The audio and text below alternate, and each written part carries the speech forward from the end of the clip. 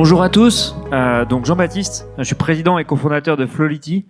Alors, j'ai fait une dizaine d'années chez différents éditeurs de logiciels en prévision et en planification de la chaîne d'approvisionnement. Et quand on a commencé, on a interviewé des centaines de leaders de la supply chain. Et puis on s'est aperçu qu'en fait, la plupart des leaders avaient un outil de prévision et de planification qu'ils aimaient pas forcément parce que les équipes l'utilisaient pas à leur plein potentiel, c'était difficile à implémenter, difficile à utiliser.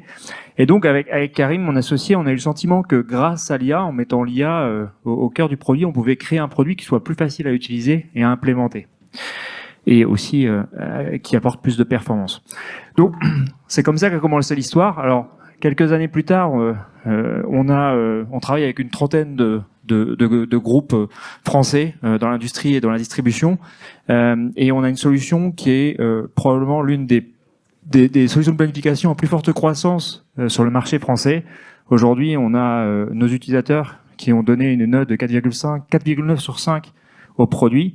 Et récemment, cette année, on a été nommé Cool Vendor par Gartner en 2025. Il y a une seule solution dans le monde de planification par an qui est nommée, et on paye pas Gartner, c'est pas un de nos clients. Ils ont juste parlé à nos clients et puis ils ont choisi Flowlity parce que innovation et parce que aussi le ROI apporté à nos clients. Donc, alors maintenant, comment on en est arrivé là? Alors, je vais vous prendre un cas particulier. On travaille notamment avec le groupe Saint-Gobain, notamment sur la partie pare-brise. Et c'est un grand groupe donc qui travaille, enfin qui est très SAP partout. Mais sur la BU sur laquelle on travaille, il y a un enjeu sur les pare-brises. Quand vous cassez votre pare-brise, vous allez chez le garagiste, en fait, l'enjeu c'est de le remplacer dans la journée. Donc il y a un réseau de distribution assez complexe. Et il faut avoir toutes les références de pare-brise à proximité, sinon c'est de la vente perdue. Et donc ils se sont posé la question, ils se sont dit, ok, quand on choisit notre outil de planification, qu'est-ce qu'on fait? Est-ce qu'on va aller chercher un outil classique, où on va pas prendre de risques, ou alors est-ce qu'on va aller chercher de la compétitivité en allant chercher quelque chose de plus innovant? Donc ils ont choisi Flowlity. Puis l'histoire a commencé en 2023, et puis au fur et à mesure, on a déployé de plus en plus de choses. Aujourd'hui, on fait la prévision de la demande sur l'entièreté des sites en Europe, 27 sites. On fait l'approvisionnement de tous ces entrepôts, l'approvisionnement de l'entrepôt central en Belgique, le plan de production sur 3 usines en Roumanie, en Pologne et en Estonie, et l'approvisionnement des composants.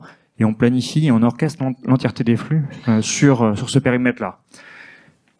Résultat, on a augmenté la disponibilité de 95 à quasiment 98 et quelques %, ce qui représente quand même beaucoup d'argent de gagné parce que chaque point en plus, c'est du chiffre d'affaires en plus.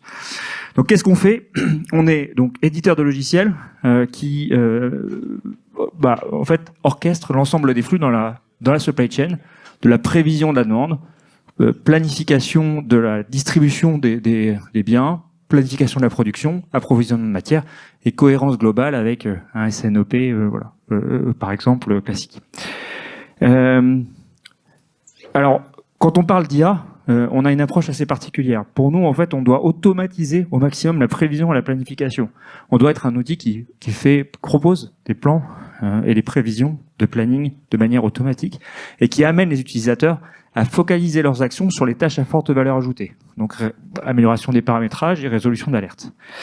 Et on peut se dire, il y a tout ça, ça peut être un peu compliqué quand on est sur Excel, c'est la révolution, ça va être plus compliqué à implémenter. Et c'est pas du tout ce qu'on observe.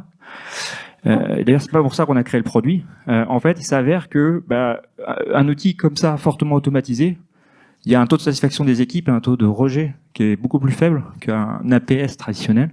C'est plus rapide à implémenter et le time to value est plus rapide. Donc voilà en quelques mots. Si vous voulez découvrir le produit, n'hésitez pas à venir. On fera une démo avec plaisir. Et puis, si vous avez sujet de planification ou d'optimisation des stocks, si vous avez trop de ruptures ou trop de stocks, on sera ravis de vous en discuter avec vous. Merci.